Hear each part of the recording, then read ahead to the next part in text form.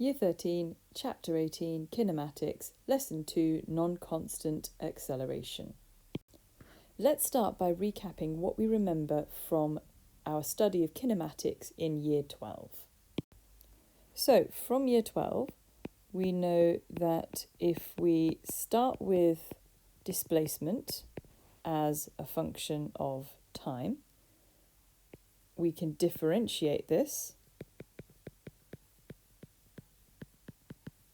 and this will give us the velocity as a function of time. Differentiate the velocity, and we get to acceleration as a function of time. Now, we can do this in reverse. If we have the acceleration as a function of time, we can integrate this using an appropriate constant of integration as needed to find the velocity. And if we know the velocity is a function of time, we can integrate this to find the displacement as a function of time. So if displacement x or r is some function of time and velocity v is some function of time, and acceleration a is also some function of time, i.e. we have non-constant acceleration, we can say that the velocity is equal to dx by dt. And we can say the acceleration is equal to dv by dt, or because it's the derivative of the velocity, which is the derivative of the displacement, we can say that a is equal to d2x by dt squared.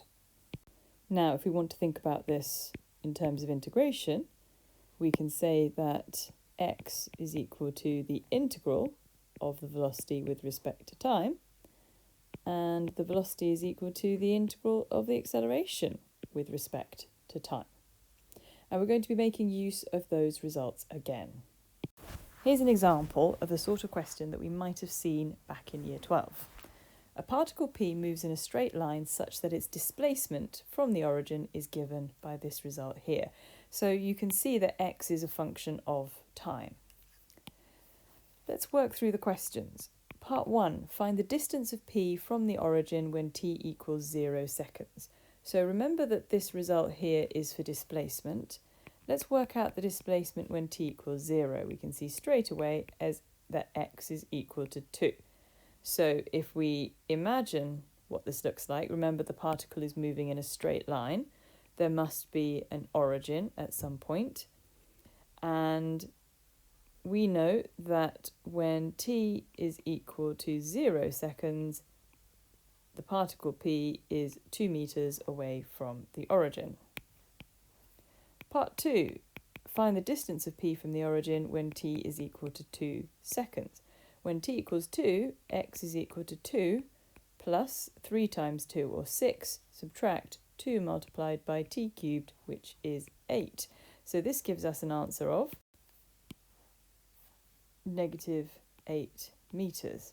So if positive displacement is defined as being towards the right of the origin, then by definition negative displacement refers to positions on the left of the origin. And what we know is that when t equals 2 seconds, and this diagram is not to scale, the particle is 8 meters away from the origin, but in the negative displacement direction. So the actual distance is 8 meters from the origin. The negative tells us we are on the other side of the origin. Now, part 3, the velocity is equal to dx by dt, which is 3 minus 6t squared. And when t equals 0, the velocity is equal to 3 meters per second. Acceleration is equal to dv by dt, so differentiating the velocity gives us -12t. And when t equals 1 second, the acceleration is negative 12 meters per second squared. Next example. A particle P moves in a straight line with velocity given by this result here. So we can see v is a function of time. Now we're given some information here which is important. Initially, which means when t equals 0, the displacement x from a fixed position O on the line is 5 meters. So when t equals 0, x equals 5 meters. Part 1, find the times when the particle is at rest. Now at rest means velocity equals 0, so that means 2t squared minus 5t plus 3 equals 0. Factorising, using our calculator to find the roots of. So we then have this as our factorisation. So t equals 3 over 2 seconds, or 1.5 seconds, and t equals 1 second when the particle is at rest. Now, part 2 requires us to find the displacement of p. So x is the displacement, and we know we integrate the velocity function to find the displacement. So that is the integral of 2t squared minus 5t plus 3 with respect to t. So that is 2/3 t cubed minus 5t squared over 2 plus 3t plus a constant of integration. And then we can use these values here to evaluate the constant of integration. So when t equals 0, x equals 5. So all these terms containing t will evaluate to 0 when t equals 0 is substituted in. So 5 is equal to c. So x is equal to 2/3 t cubed minus 5 over 2 t squared plus 3t plus 5. Now, at t equals 3 seconds, x can be evaluated to give us 19 over 2 meters, and this is our displacement. So we're now going to extend our knowledge to motion in 2 dimensions when we're dealing with non-constant acceleration. So this time, my position is going to be denoted by the vector r, and this is going to have an I component and a j component, both of which are time dependent. Now, if I then want to find my velocity vector, I simply differentiate my position vector, so v equals dr by dt. Now how do I do that? I look at each component and I differentiate each component separately. So that gives me f dash t I plus g dash t j. And for my acceleration, I differentiate again. So that's dv by dt, or you can think of it as the second derivative of the position vector, d2r by dt squared. And then again, I take each component here and I differentiate again each component of the velocity, and I differentiate them again. So f double dash t I plus g double dash t j. So we differentiate the I and j components separately. So if we start with r and we want to find v and then possibly a after that, we differentiate r to give us v, we differentiate v to give us the acceleration.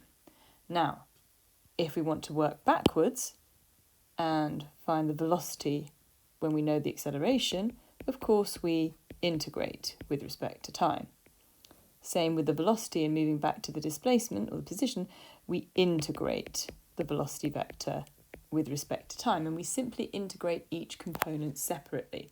Now, one thing that's really crucial is that we must include a constant of integration when we're integrating, and that constant of integration must be taken as a vector. We will see more about this when we do some examples a little later on. So let's remind ourselves of Newton's second law of motion, which is that our resultant force, F, is equal to mass multiplied by acceleration. And if we want to extend that to 2 dimensions, we can say that the resultant force as a vector, so the vector sum of the forces, is equal to the mass multiplied by the acceleration vector.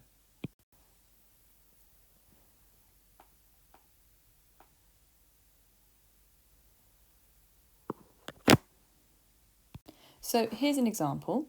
The displacement of a particle P is given by the vector 3t plus 2I plus t squared minus 2j. So here is our vector. Now, what we know is that the I component here gives us the x-coordinate of the particle. Remember, it's moving in 2 dimensions. So its x-coordinate is given by 3t plus 2. Its y-coordinate is given by the j component of the vector. So its y-coordinate is also time-dependent and is given by t squared minus 2. If you want to, you can actually write this as a column. Some people find it a lot easier to see what's going on with the vector when it's expressed as a column in this format here. Now, if we want to find the velocity vector of the particle, we differentiate the position vector with respect to time. So differentiating each component separately gives me 3I plus 2t j. So that's the velocity vector of the particle. Now, if I want to find the acceleration vector, remember I differentiate the velocity vector with respect to time. Now, this component here, when you differentiate it, 3 differentiates to 0 as it's a constant, so the acceleration has no I component. If I differentiate this component here, I'm going to get 2j. So the acceleration is given by 2j as a vector. Now, because the acceleration is not dependent on time, that means the acceleration must be constant.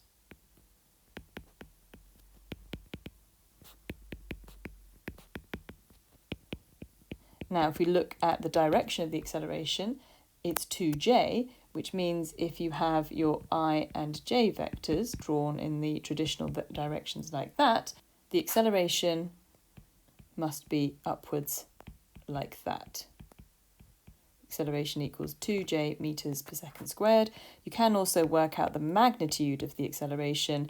It's simply 2 meters per second squared.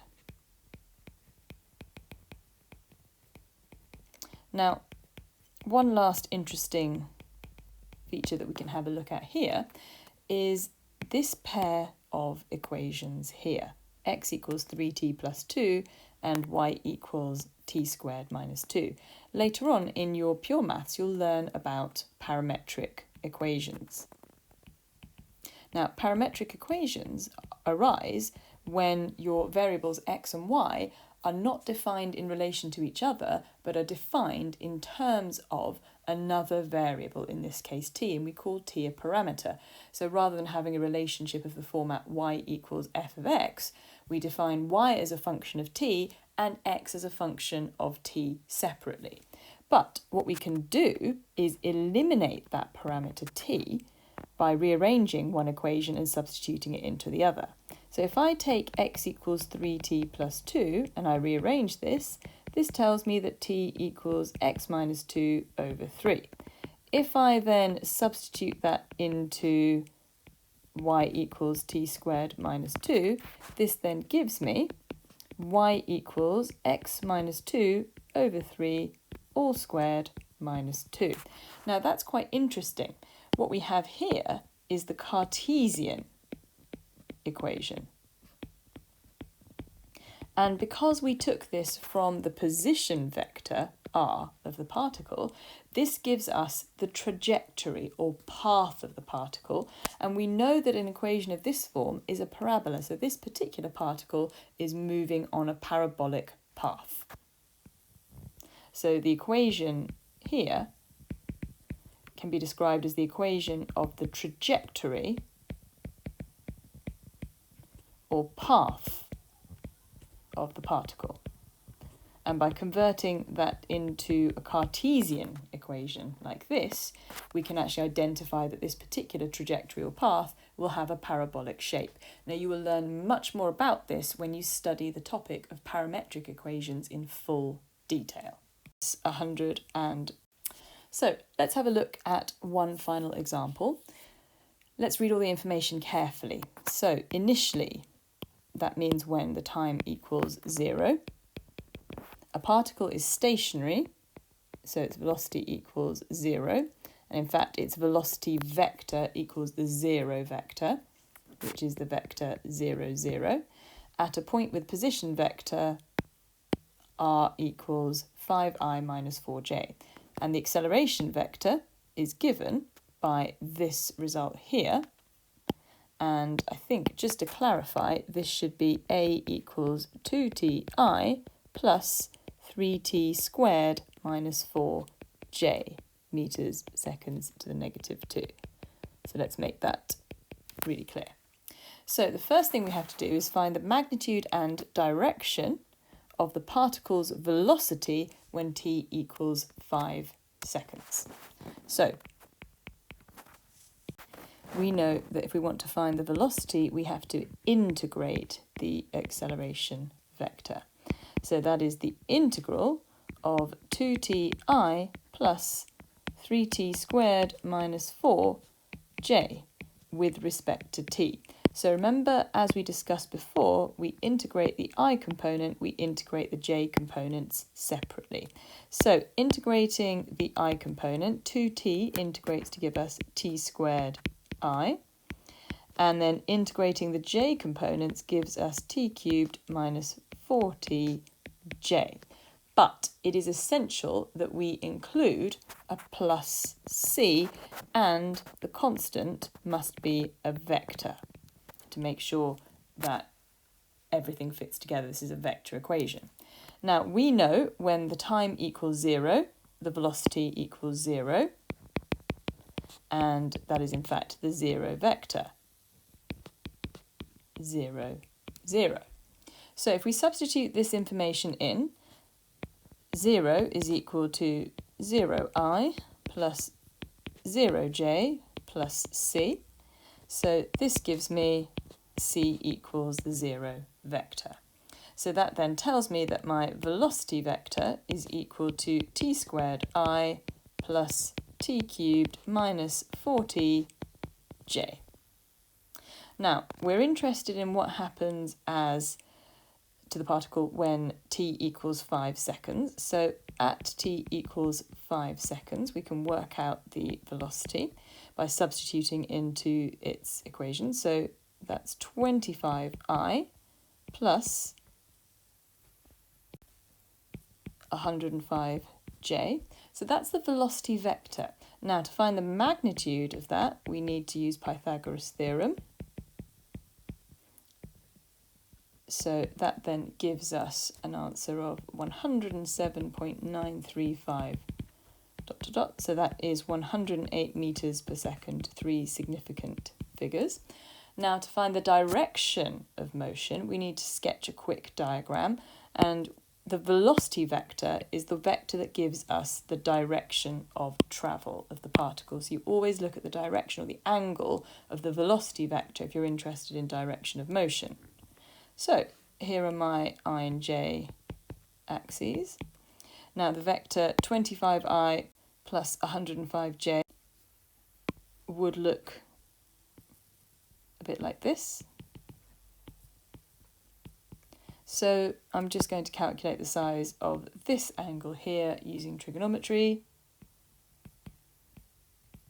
So this equals arctan, or tan to the minus 1 of 105 over 25, and that gives me an answer of 76.607, or 76.6 degrees above the horizontal. So the direction of motion is 76.6 degrees above the horizontal I direction. Now, the last part of this question asks us to find r as a function of t. So r is equal to the integral of v with respect to t. So we now integrate the velocity vector that we found in the previous question. So that's 2t, so it's t squared I plus t cubed minus 4tj, all integrated with respect to t. So again, we're going to integrate the I component and the j component separately. So the I component integrates to give us t cubed over 3I, and the j component integrates to give us a quarter t to the 4 take away 2t squared j, and then we're just going to put in our plus constant at the end there. Now, we were told earlier in the question when the time was equal to 0, the particle was in fact not at the origin, it was at the position 5i minus 4j. So we need to substitute this into this equation for r. So 5i minus 4j is equal to, now if we substitute in t equals 0, then you can see that this component will become 0 and both components here will also become 0. So on the right hand side, you're just left with c. So this then gives me r equals t cubed over 3i plus t to the power 4 over 4 minus 2t squared j, and then let's add on our constant of integration expressed in vector format as follows. Now, one thing that's quite nice to do is to collect like components together. So we've got an I component here and we've got an I component here that I've shaded in blue. Let's collect them together. So that gives me t cubed over 3 plus 5i. And let's collect our j components together. So we've got all of this and this as well. So that then gives us t to the 4 over 4 minus 2t squared minus 4j. And that is r as a function of